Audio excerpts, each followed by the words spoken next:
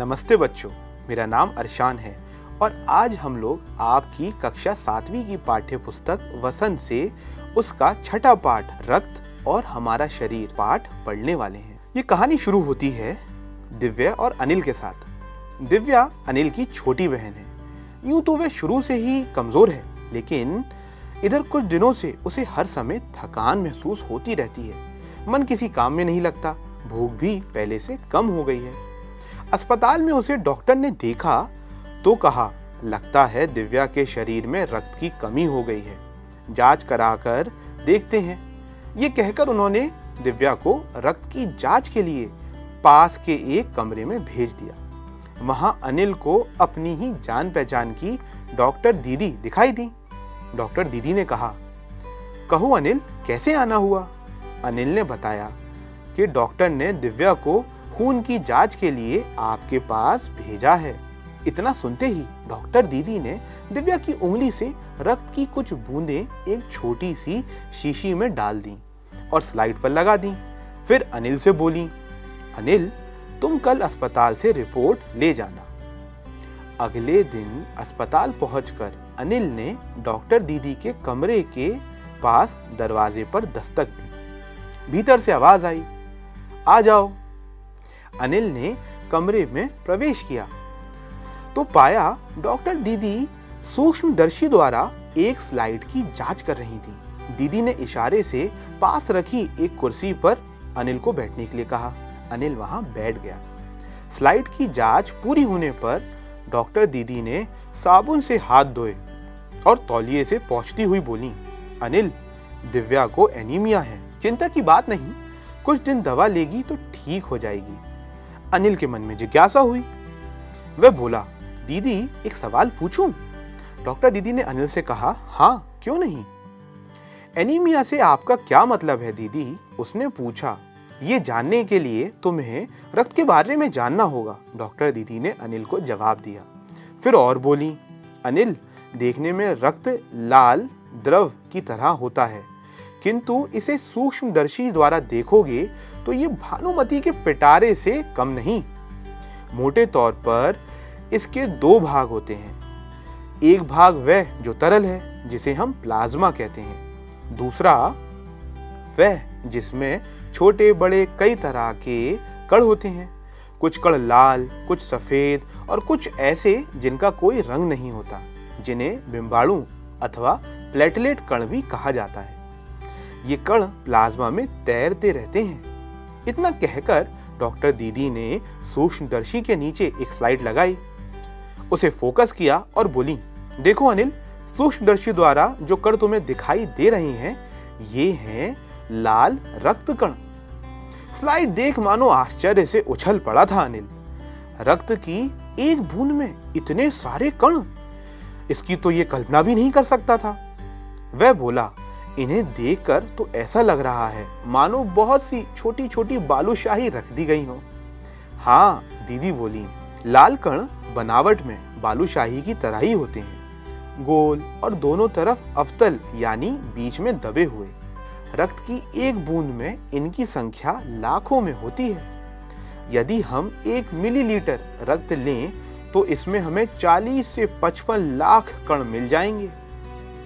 इनके कारण ही हमें रक्त लाल रंग का दिखाई देता है। ये कण शरीर के लिए दिन रात काम करते हैं। सांस लेने पर साफ हवा से जो ऑक्सीजन तुम प्राप्त करते हो ना, उसे शरीर के हर हिस्से में पहुंचाने का काम इन्हीं कणों का है। इनका जीवन काल लगभग 4 महीने होता है। 4 महीने के होते होते ये नष्ट हो जाते हैं, लेकिन एक साथ नहीं, धीरे धीरे, कुछ आज, कुछ कल, कुछ उससे अगले दिन। तब तो कुछ ही महीनों में ये खत्म हो जाते होंगे, अनिल ने कहा। ये सुनकर डॉक्टर दीदी मुस्कुरा उठी और बोली, नहीं, ऐसा नहीं होता। शरीर में हर समय नए कण बनते रहते हैं जो नष्ट कणों का स्थान ले लेते हैं। हड्डियों के बीच के भाग मज्जा में ऐसे बहुत से कारखाने होते हैं जो रक्त कणों के निर्माण कार्य में लगे रहते हैं। इनके लिए इन कारखानों को प्रोटीन, लौह तत्व और विटामिन रूपी कच्चे माल की आवश्यकता होती है। ये पौष्टिक आहार लेते हो, हरी सब्जी, फल, दूध, अंडा और गोश्त, इन सब में ये तत्व उपयुक्त मात्रा में होते हैं। यदि कोई व्यक्ति उचित आहार ग्रहण नहीं करता तो इन कारखानों को आवश्यकता अनुसार कच्चा माल नहीं मिल पाता। नतीजा ये होता है कि रक्त कण बन नहीं पाते, रक्त में इनकी कमी हो जाती है। लाल कणों की इसी कमी को एनीमिया कहते हैं। तो क्या संतुलित आहार लेने मात्र से हम एनीमिया से बचे रह सकते हैं? अनिल ने सवाल किया। दीदी बोली, हाँ, ये कहना काफी हद तक सही होगा। यो तो एनीमिया बहुत से कारणों से होता है, किंतु हमारे देश में सबसे बड़ा कारण पौष्टिक आहार की कमी है। इसके अलावा इस रोग का एक और बड़ा कारण है पेट में कीड़ों का हो जाना। ये कीड़े प्रायः दूषित जल और खाद्य पदार्थों द्वारा हमारे शरीर में प्रवेश करते हैं। अतः इनसे बचने के लिए ये आवश्यक है कि हम पूरी साफ सफाई बनाए रखें और खाद्य पदार्थ को साफ करके ही ग्रहण करें। भोजन करने से पूर्व अच्छी तरह से हाथ धो लें और साफ पानी ही पिएं। और हाँ अनिल, एक किस्म के कीड़े भी हैं जिनके अंडे जमीन की ऊपरी सतह में पाए जाते हैं। इन अंडों से उत्पन्न हुए लार्वा त्वचा के रास्ते शरीर में प्रवेश कर आंतों में अपना घर बना लेते हैं। इनसे बचने का सहज उपाय है कि शौच के लिए हम शौचालय का ही प्रयोग करें और इधर उधर नंगे पैर ना घूमें। दीदी, ये तो बहुत ही महत्वपूर्ण बात बताई आपने, अनिल बोला। वह पल भर सोच में डूबा रहा, फिर बोला, आपने बताया था कि रक्त में सफेद कण और बिंबाणु प्लेटलेट्स भी होते हैं। शरीर में उनका क्या काम है? दीदी बोली, सफेद कण वास्तव में हमारे शरीर के वीर सिपाही हैं। जब रोगाणु शरीर पर धावा बोलने की कोशिश करते हैं तो सफेद कण उनसे डटकर मुकाबला करते हैं और जहां तक संभव हो पाता है रोगाणुओं को भीतर घर नहीं करने देते। बस संक्षेप में ये मान लो कि बहुत से रोगों से हमारी रक्षा करते हैं और बिंबाणुओं का काम है चोट लगने पर रक्त जमाव की क्रिया में मदद करना।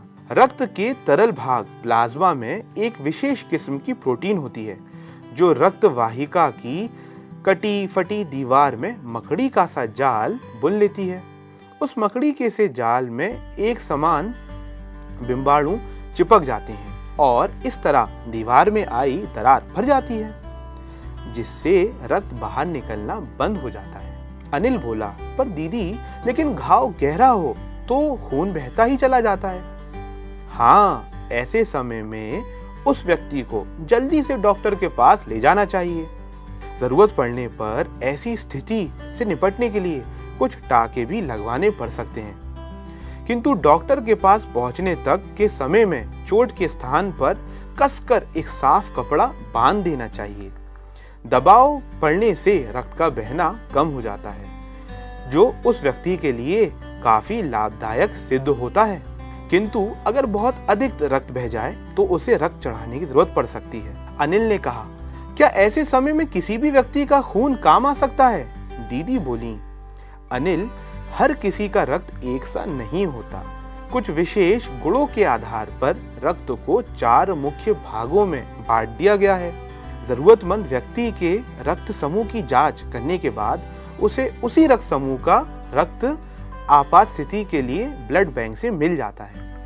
प्रायः हर बड़े अस्पताल में इस तरह के ब्लड बैंक होते हैं जहां सभी प्रकार के रक्त समूहों का रक्त तैयार रखा जाता है, किंतु इन ब्लड बैंकों में रक्त का भंडार सुरक्षित रहे, इसके लिए ये आवश्यक है कि हम समय पर रक्तदान करते रहें। दीदी ने कहा, क्या मैं भी रक्तदान कर सकता हूँ? अनिल ने पूछा। नहीं, अभी तुम छोटे हो। 18 वर्ष से अधिक उम्र के स्वस्थ व्यक्ति ही रक्तदान कर सकते हैं। एक समय में उनसे लगभग 300 मिलीलीटर रक्त ही लिया जाता है। प्रायः ये समझा जाता है कि रक्तदान करने से कमजोरी हो जाएगी, किंतु ये विचार बिल्कुल निराधार है। हमारा शरीर इतना रक्त तो कुछ ही दिनों में बना लेता है। वैसे भी शरीर में लगभग 5 लीटर खून होता है। इसमें से यदि कुछ रक्त किसी जरूरतमंद व्यक्ति के लिए जीवन दान बन जाए तो इससे बड़ी बात क्या होगी? दीदी ने समझाते हुए कहा।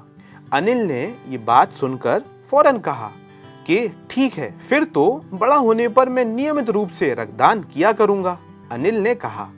शाबाश अनिल, डॉक्टर दीदी ने अनिल की पीठ ठोकते हुए कहा। तो ये पाठ था बच्चों। तो बच्चों, अब बारी है प्रश्न अभ्यास की।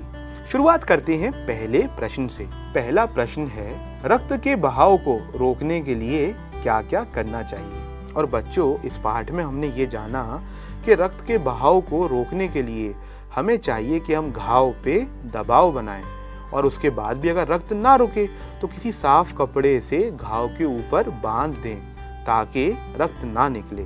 मुझे उम्मीद है इस सवाल का सही जवाब आप अपनी नोटबुक में बड़े आराम से लिख लेंगे। चलिए बढ़ते हैं दूसरे प्रश्न की तरफ। दूसरा प्रश्न है, खून को भानुमति का पिटारा क्यों कहा जाता है। जिस तरीके से भानुमति के पिटारे में अनेक अलग अलग प्रकार की चीजें निकलती हैं, वैसे ही हमारा खून तो है। एक बूंद के अंदर इतने अनेक कण, जैसे बिंबाणु, प्लाज्मा, लाल कण। इसीलिए भानुमति का पिटारा खून को कहा गया है। मैं समझता हूँ बच्चों, आप इस प्रश्न का उत्तर बड़े ही आराम से अपनी नोटबुक में लिख लेंगे। चलिए अब बढ़ते हैं तीसरे प्रश्न की ओर।